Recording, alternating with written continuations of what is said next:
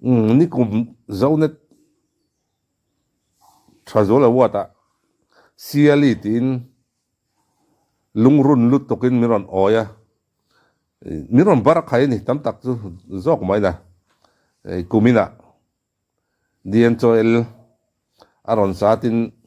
cái kuman vei mak chon landana ron tidang lama tin eng mai mi mitlak ki thiam ka tia ei chawem hi kan mitla tur le nge alam kan hoi thup na turang chi thil hi aron din chu pui thena tinai tuna ama du dan lama tlemin an kal dewa sap la lama te an insor binga anal zel mai ni eng la po sa se chu chuan azai thiam ani ti a riat tira alan tira sap la sa ni mo mizok la sa ni mo azai hi angai nomin ngai thak anuam me mi hi vong ani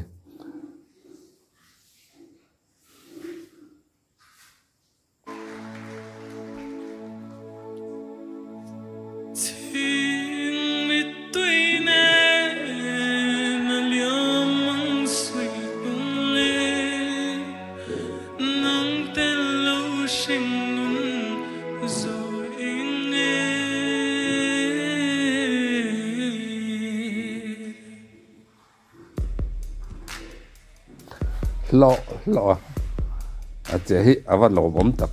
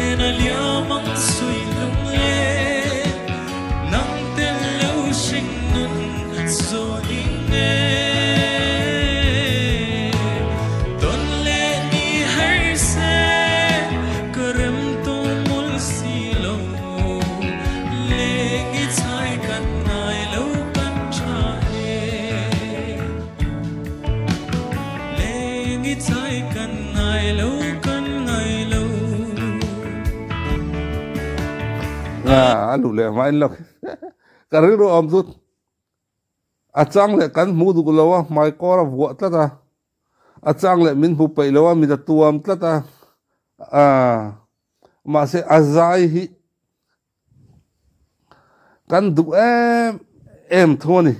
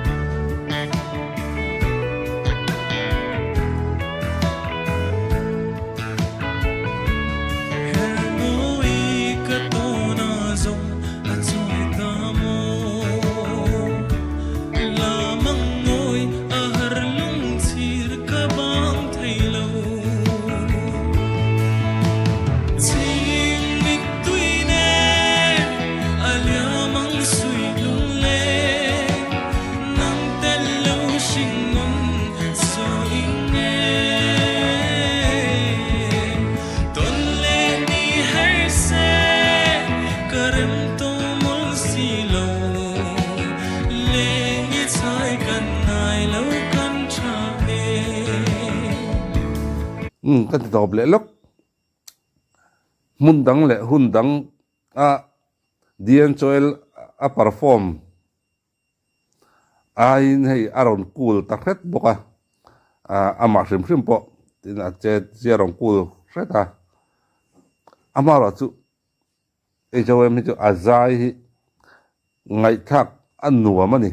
no pang pon ngai thak nuam an tia puitling pon ngai thak nuam kan tia tar le kum upa ka tong moi lon ta se ni lo se tar hanti deuh loi la kum upa lampang pon azai ngai thak nuam an tin ngai thak vau pe mai ni kum no pang te si hi mak deuh mai nia chu wang chuanin enge atuina lampang music atuina hian a insorbing thrathina chu wang chuanin tu poina kan du lo thei lo tur ang chi hla hi a ron chhop chuak thina ama azai tiam box ya du lo hi har ne ni po hi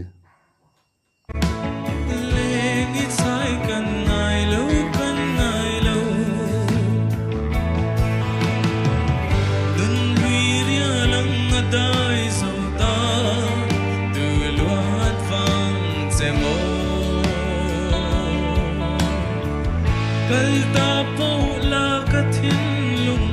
ko lang ni man na mo'y tolo liam may tala kang ay big name se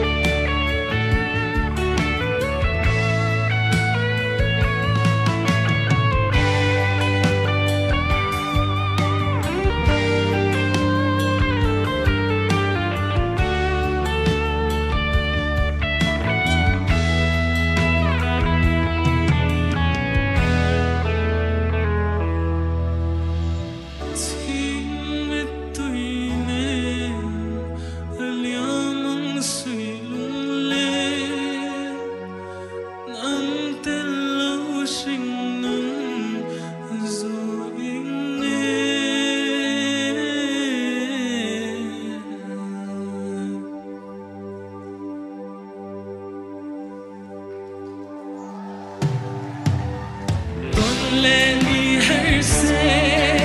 Kadam to mercy lo Lenny chai kan nai lo kan chai o kan chai chai kan nai lo kan chai chai kan nai lo kan chai Lenny chai kan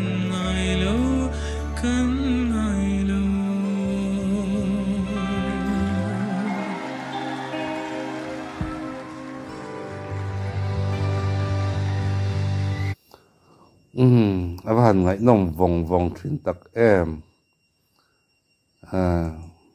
backing vocal sa nga eng te en tik lai mai point zone stage ti lu tu le nei tu hian nia an tel lo hi chonin zone do san rimoi huang hi chu a hok vek don ti ria reng maya alung len thak rak rui don ti ria reng ani anni pani hi lang lo ruam a hian fakan van phu thin tak em ka ti ole hun man nom vek kule